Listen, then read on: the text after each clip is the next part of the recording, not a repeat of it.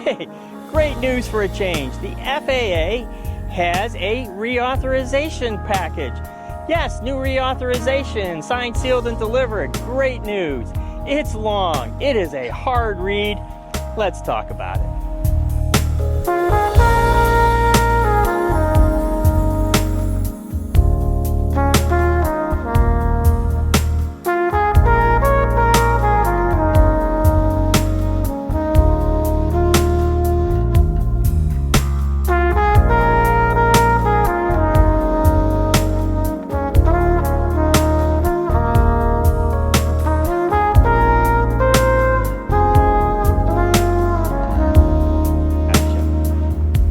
Hey, thanks for tuning in.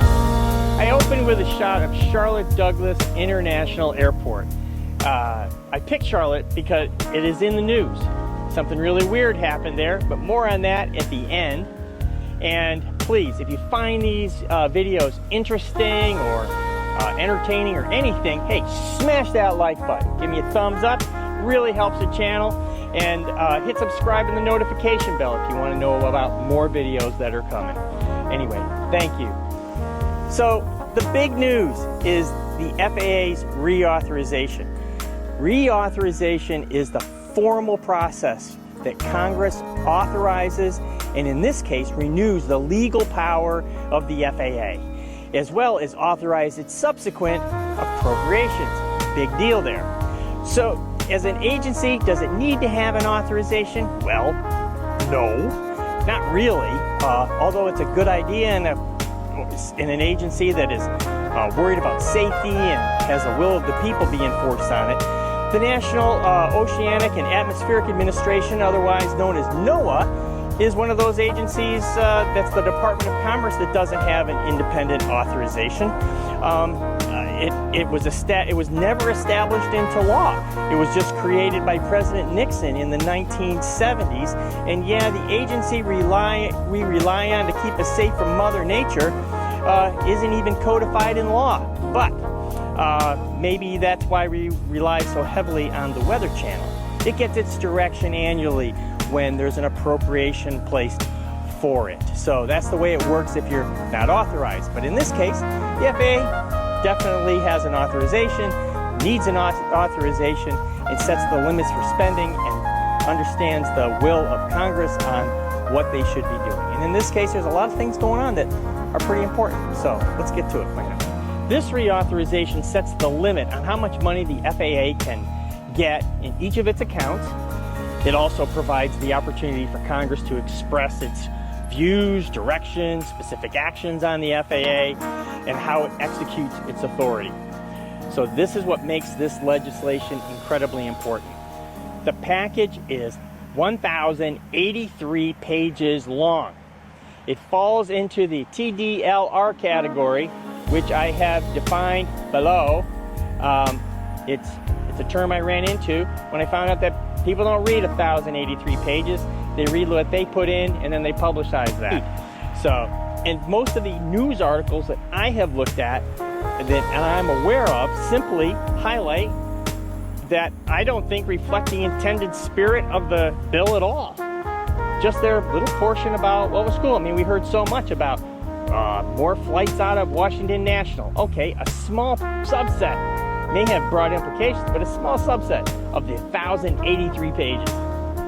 Before we get into the big focus areas, I want to talk a little bit about Section 809 on page 794.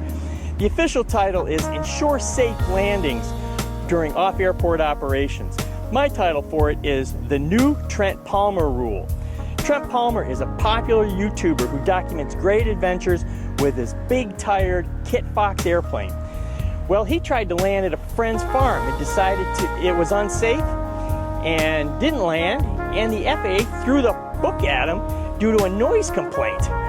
If he landed, that would have been okay, no noise complaint. But he didn't land, so he was unsafe. Well, you can't do that anymore, FAA. Safety first from the pilot's perspective.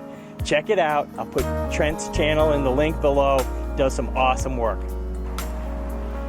Back to the big themes. Congress is sending a clear message to the FAA to take the gloves off in their safety oversight of aircraft, whether it be certification, maintenance, operational issues, whatever. More staff, more technology, more transparency, more collaboration, and more money are all spelled out. It's odd. Congress is back to the big themes. Hey, Congress is sending a wonderful message to the FAA to take the gloves off in their oversight of aircraft, whether it be certification or production, maintenance, or operational issues. More staff, more technology, more transparency, more collaboration, and more money are all spelled out. Good.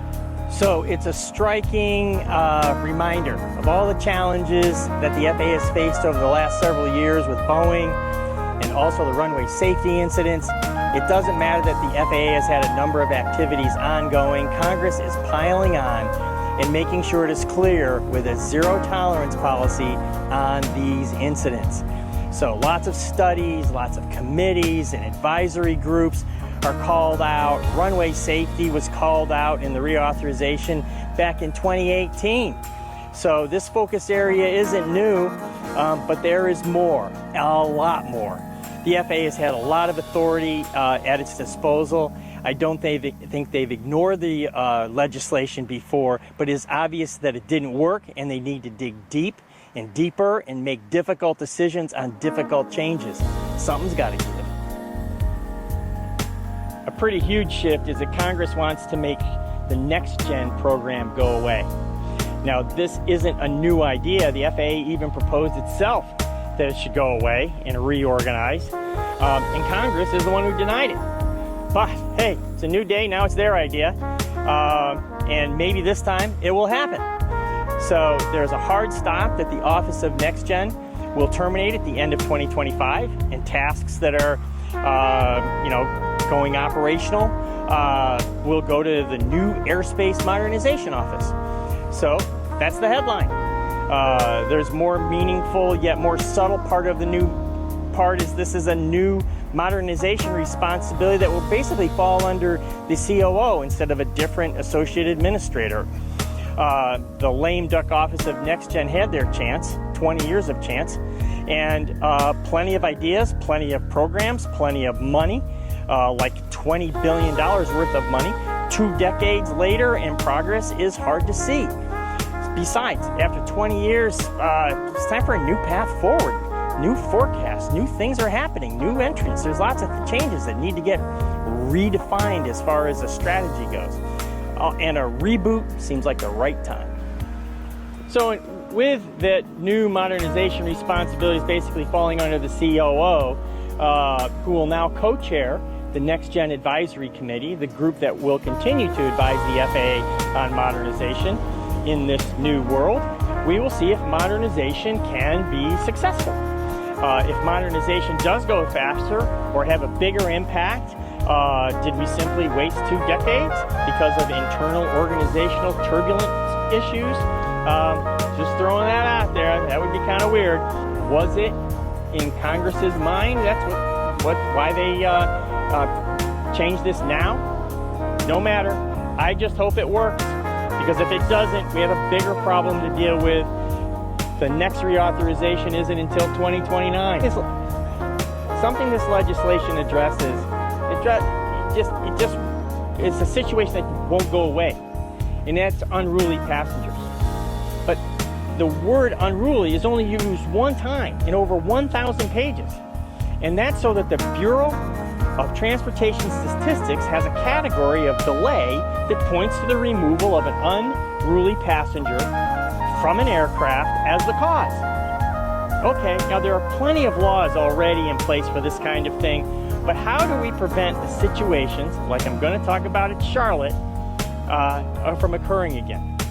Now, what happened in Charlotte is, on a Frontier Airlines flight, was seated in the exit row, enjoying the comforts of that extra leg room that I never seem to be able to book in time to get, and refused to comply with the exit row instructions, and got into this big argument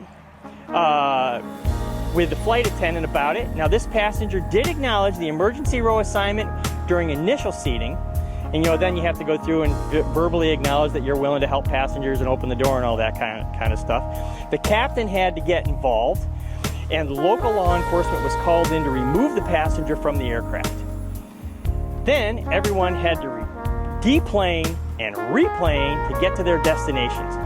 So, will the transportation statistics log this one as the unruly passenger removal category? It was a little too early. It's right on the cusp of when everything was signed. They probably don't have it set up yet.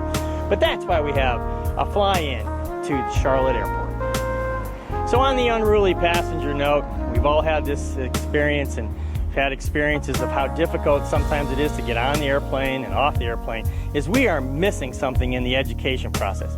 We need to teach this stuff in the earliest possible entry-level school so people can remember. I don't know, we've got to do something. That should be part of the legislation. I'm going to start working on that so we can put that in 2029. Something, we got to do something. We can't legislate everything, but we've got to do something. Hey, thanks for tuning in. We'll see you next time.